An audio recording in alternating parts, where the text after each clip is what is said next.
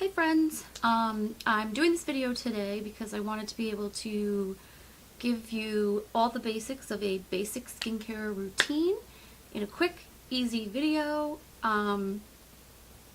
starring moi. I'm sick of repeating myself and I definitely want to share my knowledge about skincare, so I decided to do a video so that you can learn about it, you can pass the video on to your friends, and they can learn all about creating their own basic skincare routine. There's an advanced skincare routine and then there's a basic skincare routine, and today we're going to be going over the basic skincare routine. Okay, just to summarize, all skin needs the same things. It doesn't matter if you're 15 or you're 40, skin is skin and skin has essential needs. For your first step, you will need to cleanse. And the cleansing step is actually not as important. Well, it's important, but it's as a product, you don't need to spend a lot of money on a cleanser.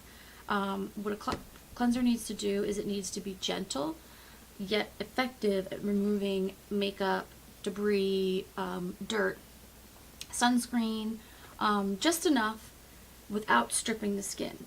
I don't advise that anyone pay more than $12 for a cleanser.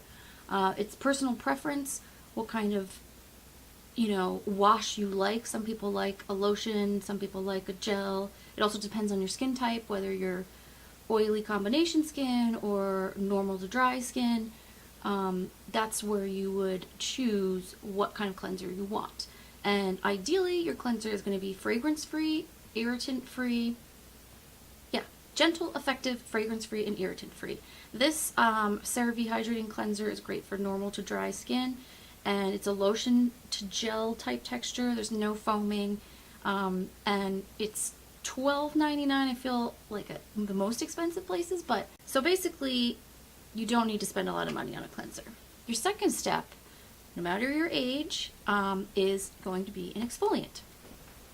I'm going to come over here. So what an exfoliant is, it's either a BHA or an AHA. A BHA uses salicylic acid, and BHAs are typically good for people with acne, oily skin, large pores, but also for my case, I'm dry skin, but I use BHA because A, it's awesome, and B, it's good for, it's an anti-inflammatory, so it's been suggested to people with rosacea or sensitive skin, which I've been told I have a little bit of rosacea. I get like flushing in my cheeks. I never thought I would use salicylic acid in my life, and it's definitely been a game changer. The other option is, other than BHA salicylic acid, you could do an alpha hydroxy acid, which typically is either lactic acid or in this case glycolic acid. Again, the important thing about an exfoliant is that it's formulated at the correct pH, so there's a very limited number of products that actually are formulated correctly. And then again, the same thing, you want it to be in a texture that you like or is appropriate for your skin type. So for me, I have, this is sort of a lotion, but they have gels. The same company has a gel version and a liquid version. So you just need to find out what would be best for your skin type. So that's exfoliating, and what exfoliation does and why is that essential is that about the age of 15 our skin starts to slow down exfoliating, and our skin starts to slow down with moving all those new cells to the front of the line and shedding the old cells. And what can happen is you get dull skin or thickened skin, and you can tell when someone has sun damage all up here, and it's just dry, thick wrinkle layer that's almost like you think it's never going to go away. And exfoliants, they're magic. They take all that dead skin off. They make your skin feel smooth. I always say it makes your skin look luminous. It's almost like all your skin cells are little pennies, and someone's coming through and shining them up. So when you look at your skin, you're like, okay, your skin's not shiny, but it just looks glowy. So this can be used by anyone and should be used by anyone, pretty much teenager all the way through to the rest of your life, because it just helps your skin stay fresh and new and healthy and young. because you're always bringing all the baby new skin cells to the surface. So that's step 2. Step 3, which I'm sure most of you have already used, especially if you have dry skin, is a moisturizer. Should I go in between here? So what a moisturizer does is, so third step is moisturize. At night you want to use a moisturizer, and that can be, for someone with dry skin, that can be a lotion or cream, or moisturizers don't have to be lotions or cream. They can also be a gel or a liquid, as long as they're giving you what a moisturizer should be packed with, especially if you're going to be using only a basic skincare routine. You want this step to be packed with beneficial ingredients.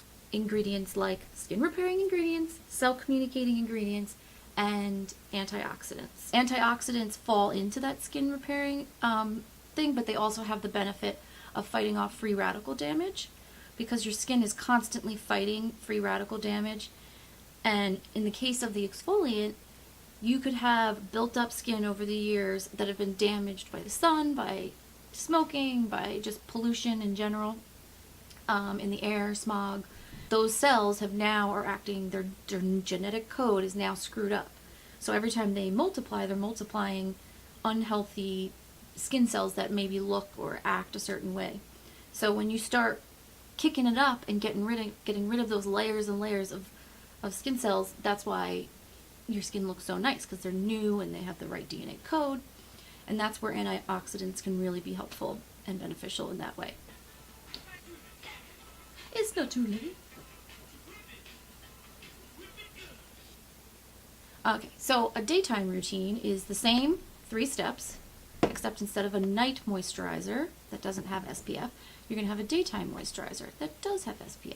This is probably one of the most important steps that you could ever do.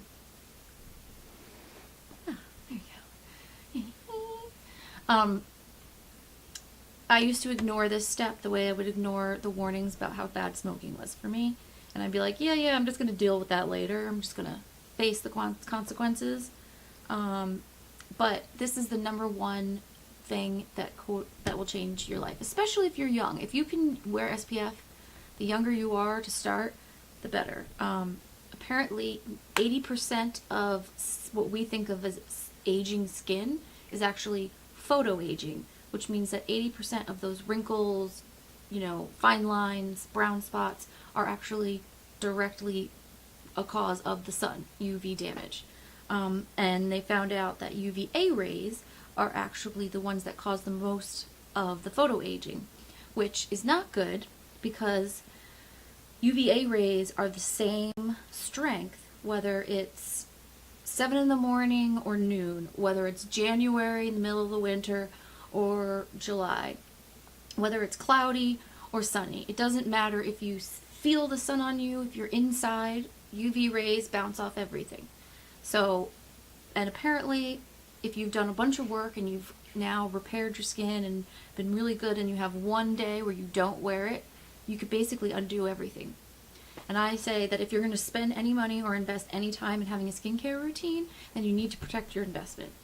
And that's the only reason you need 4 products in a basic routine, is just so that you're not putting SPF on at night. That would just, I don't know if there would be a negative effect to it, but it just, I wouldn't want like a chemical if it was a chemical sunscreen. This one is actually a mineral sunscreen only, so it just sits on top of your skin, but I don't think it would be a good idea. So that's your basic skincare routine. Again, I'll put links down in the information box to my short videos on how to use Paula's Choice website to find products for you. And that doesn't have to be Paula's Choice products, although in some cases, especially like for a BHA, you're probably going to want to go with that. So check it out. Thank you.